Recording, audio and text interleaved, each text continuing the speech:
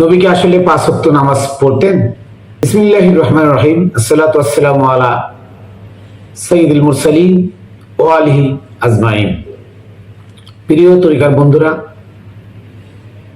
দেশে ও বিদেশে যারা যেখানে আছেন সকলকে জানাই আমি Mainul Kabir Khatune Jannat TV YouTube channel, Facebook page ও রামবেলের পক্ষ থেকে শুভেচ্ছা অভিনন্দন।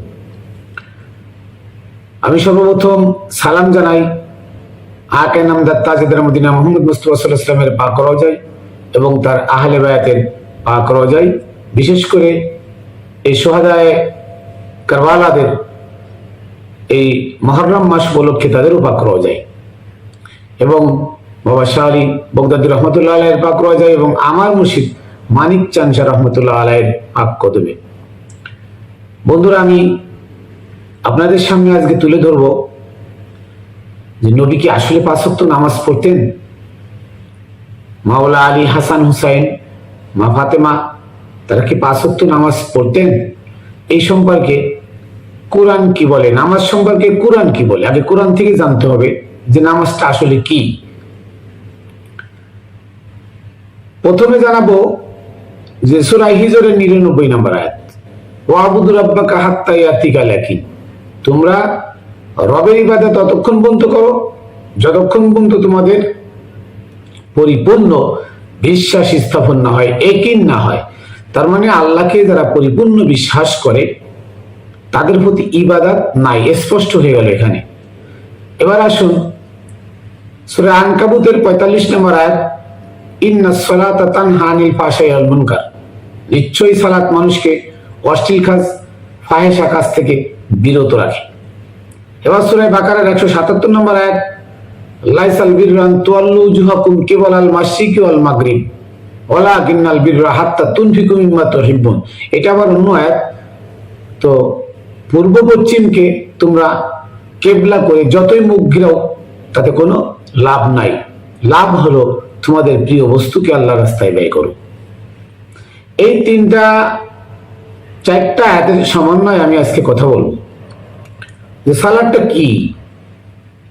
আমাদের ভিতরে একটা ভ্রান্ত ধারণা, দীর্ঘদিনের আকীদা, যে ব্যক্তি সালাত করে না, যে ব্যক্তি মসজিদে যায় নামাজ পড়ে না, তার জানাজায় মানুষ যায় না, তার বাড়িতে মানুষ খায় না, মোল্লারা তার বাড়িতেও খায় না। অথচ সুদখোর, ঘুষখোরের টাকায় মসজিদ বানানো, সেখানে মোল্লারা ইমামতি করে, তাদের কাছ থেকে টাকা নাই, আর বলে নবী 5 ওয়াক্ত নামাজ পড়েছেন।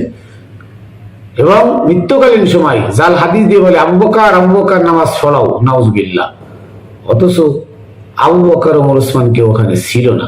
এবার আসেন যে এই যে নামাজের পরে এত গুরুত্ব আপনাদের কেন, কি কারণে এত গুরুত্ব দেন, এবং নবীকে কেন তুহমত লাগান নবী নামাজ পড়েছেন? আচ্ছা বলুন তো, আপনারা প্রশ্নের উত্তর দিবেন।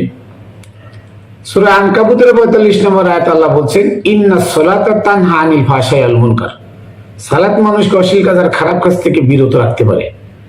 তাহলে যারা বলছে নবী 5 ওয়াক্ত নামাজ পড়তেন জামাতের সাথে আজান দিয়ে মসজিদে, তাদের কাছে আমার প্রশ্ন যে আপনাদের এই কথা আর কোরআনের কথা কি এক? কোরআনে বলতেছে যে যারা অশ্লীল কাজ, খারাপ কাজ করে তারা কি করে? সালাত পড়ে, সালাত আদায় করে অশ্লীল কাজ, খারাপ কাজ থেকে বিরত থাকার জন্য। তাহলে আপনাদের কথায় বোঝা যায় যে আব্দুল ওয়াহাব নজদির ধারণায় ঠিক। আব্দুল ওয়াহাব নজদি বলেছেন নবী গুনাহগার ছিল, আর তাই নবী নামাজ পড়তেন গুনাহ থেকে মুক্ত হওয়ার জন্য। নাউজুবিল্লাহ। কি আপনারা এটাই তো বলবেন যে নবী 5 ওয়াক্ত কেন নামাজ পড়ছেন? নবী 5 ওয়াক্ত নামাজ পড়ছেন তার চরিত্র গঠনের জন্য। সে 5 ওয়াক্ত নামাজ পড়ছেন খারাপ কাজ থেকে বিরত থাকার জন্য। নবী খারাপ কাজ করে বেড়াতেন, তাই না? আবার দেখেন সূরা হিজরের 99 নম্বর আয়াত আল্লাহ বলেন, ওয়াবুদু রাব্বাকা হাত্তা ইয়াতিকাল ইয়াকিন। তোমরা আল্লাহর ইবাদত করো যতক্ষণ পর্যন্ত আল্লাহর প্রতি পরিপূর্ণ বিশ্বাস স্থাপন না হয়। তাহলে নবী আল্লাহকে বিশ্বাস করতেন না, ফেরেশতাকে বিশ্বাস করতেন না, কিয়ামতের উপরে বিশ্বাস নাই, কিতাবের উপরে বিশ্বাস নাই। তাই তো আপনাদের কথায় বোঝা যায় যে আল্লাহ তার নবীকে দিয়ে নামাজ পড়াতেন এই জন্য যে নবী আল্লাহকে বিশ্বাস করতো না। তাই প্রিয় বন্ধুরা, আমার কথাটা গভীর মনোযোগ দিয়ে শুনবেন। যারা বলে নবী 5 ওয়াক্ত নামাজ পড়তেন মানে ইমাম হয়ে পড়াতেন, আর শিয়ারা বলে 3 ওয়াক্ত পড়েছেন। তার মানে শিয়া আর সুন্নি একই ঘরের সন্তান। ওরা 3 ওয়াক্ত, ওরা 5 ওয়াক্ত, ওরা 3 ওয়াক্তে 5 ওয়াক্ত পড়ে আর এরা 5 ওয়াক্তে পড়ে, কিন্তু সবাই মিলে তাদের একটা আকীদা, নবী নামাজ পড়তেন। তো নবী নামাজ পড়তেন, নামাজে শুধুমাত্র অশ্লীল কাজ আর খারাপ কাজ থেকে বিরত রাখতে পারে, এই ছাড়া নামাজের কোনো ক্ষমতা নাই। তাহলে নবী কেন নামাজ পড়বেন? তাহলে তিনি অবশ্যই, আপনাদের কথা বোঝা যাচ্ছে, তিনি খারাপ কাজ করতেন। তাহলে নবীর প্রতি আপনাদের প্রেম নাই। আপনাদের প্রেম ভালোবাসা নবীর প্রতি থাকলে এত বড় তহমত তাকে লাগাতেন? 53 বছর মক্কায় থেকে যে মক্কায় 1 রাকাত নামাজ পড়লে আপনারা বলেন 1 লক্ষ রাকাত নামাজের সব। আমি কোরআনে কোথাও পাই নাই। আপনারা কোথায় পেলেন? ইলিয়াস নাগরার এই বানানো ফাজাইলের নামাজের থেকে এইগুলো নিয়ে বললেন এগুলো মিথ্যা, ভিত্তি, এগুলোর কোনো দলিল নাই। আপনারা যে এই যে কথা নবীর পরে বলেন নবী নামাজ পড়ছেন 5 ওয়াক্ত নামাজ পড়ছেন, নবী খারাপ কাজ করতেন তাই 5 ওয়াক্ত নামাজ পড়ছেন, নবী আল্লাহকে বিশ্বাস করতেন না তাই 5 ওয়াক্ত নামাজ পড়ছেন। অথচ কোরআনে সূরা বাকারার 177 নম্বর আয়াতে আল্লাহ বলেন কি, যে লাইসাল বিররা আন তুওয়াল্লু উজুহাকুম কিবালাল মাশরিকি ওয়াল মাগরিব, তোমরা পূর্ব এবং পশ্চিমকে কেবলা বানায় যত মুখ ঘুরাও, যতই নামাজ পড়ো, যতই কপাল ঢাকাও, তাতে কোনো লাভ নাই। তাহলে এবার বলেন যে আল্লাহ যেখানে বলছেন নামাজ পড়ে কোনো লাভ নাই, সেখানে আবার নবী কেন নামাজ পড়বেন? উত্তর আপনাদের কাছে, নামাজ কেন পড়বেন? নামাজে মানুষকে চরিত্র গঠন করে। নবীর কি চরিত্র খারাপ ছিল? ইবাদত তারা করবে যাদের আল্লাহর প্রতি বিশ্বাস স্থাপন হয় নাই। তাহলে নবীকে আল্লাহকে বিশ্বাস করেন নাই? নবীর উপরে কোরআন আসছে, নবীকে কথা বোঝেন নাই যে পূর্ব পশ্চিম কেবলা বানায় মুখ ঘুরালে তাতে কোনো লাভ নাই? তাহলে নবী তারপরও পূর্ব পশ্চিম কেবলা বানায় উনি নামাজ পড়ছেন। এই ভ্রান্ত আকীদা কারা দিয়েছে? খলিফা ওমর থেকে শুরু, ওমর, উসমান, মুয়াবিয়া, ইয়াজিদ, এদের থেকে শুরু এই ভ্রান্ত আকীদা। আমার নবীকে কলঙ্কিত করা হয়েছে, আমার নবীকে অপমান করা হয়েছে, ছোট করা হয়েছে। নবীর নামে হাজার হাজার জাল হাদিস বের করে নবীর শানকে ক্ষুণ্ণ করা হয়েছে। কারা করেছে? এই খেলাফতের মানব রচিত খেলাফতের খলিফাগণ করেছে, সাকিফাইনের খলিফাগণ করেছে। তারা ইসলামকে ধ্বংস করেছে। তারা মুয়াবিয়ার হাতে ইসলাম উঠাই দিয়ে গেছে। মুয়াবিয়া তার মদ্যপুত্র এজিদের হাতে উঠাই দিছে। এজিদ তার ছেলে মারওয়ানের হাতে, মারওয়ান তার ছেলে আব্দুল মালিকের হাতে, আর আব্দুল মালিক আর হাজ্জাজ বিন ইউসুফ মিলে কোরআনের পরিবর্তন করেছে। প্রত্যেকটা জিজ্ঞাসা চিহ্ন, প্রত্যেকটা দাড়ি কমা মুছে ফেলে কোরআনকে একাকার করে ফেলছে। তাই আজকে সমগ্র মোল্লারা বলে নবী 5 ওয়াক্ত নামাজ পড়তেন, নাউজুবিল্লাহ। আর কোরআনের ভিতরে আমি চ্যালেঞ্জ করলাম, কোরআনের ভিতরে কোথাও নাই এই সালাত মানুষকে নাজাত দিবে। এই সালাত মানে এই নামাজ মানুষকে জান্নাত দিবে, এই নামাজ মানুষকে হুর গেলমান দিবে, এই নামাজ মানুষকে আল্লাহর কাছে নিয়ে পৌঁছায় দিবে। কোরআনের একটা আয়াত দেখাতে পারবেন না। ইভেন এই নামাজ না পড়লে আপনাকে সাজা দিয়ে হবে। চ্যালেঞ্জ থাকলো কোরআনে একটা আয়াত দেখাই দেন যে নামাজ না পড়লে আল্লাহ সাজা দিবেন। তাহলে নামাজের প্রতি এত গুরুত্ব কেন জানেন? তা হলো এই ধর্ম ব্যবসা রমরমা করার জন্য আজকে মানুষের মন গড়া এত ফতোয়া আর নামাজের পরে এত গুরুত্ব দেওয়া হয়, এই জন্য যে মানুষ যাতে মসজিদে এসে পড়ে থাকে, কোরআনের কাছে না যায়।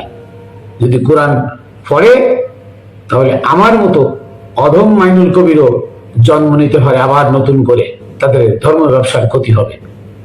সেই জন্য তারা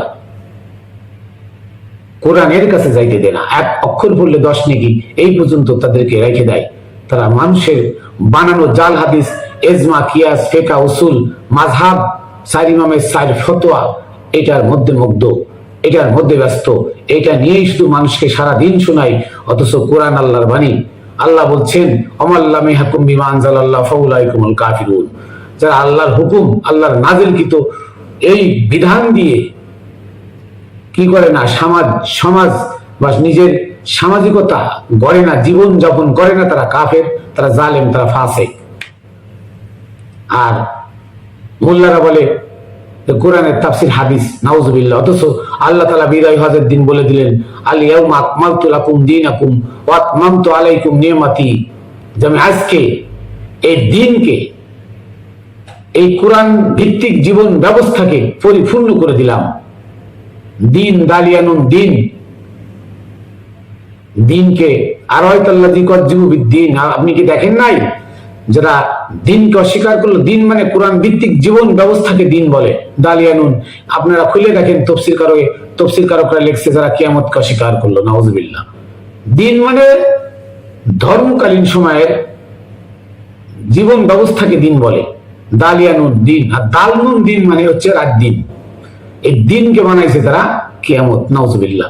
এই জন্য আমাদের ভিতরে এই ভ্রান্ত আগীদা, এই মুফাসসিররা, আব্বাসে উমাইয়াদের দালাল, এরা আমাদের ভিতরে এই ভ্রান্ত আকীদা তিলে তিলে করে ঢুকিয়ে দিয়ে আমাদেরকে বিপদগামী করে ফেলছে।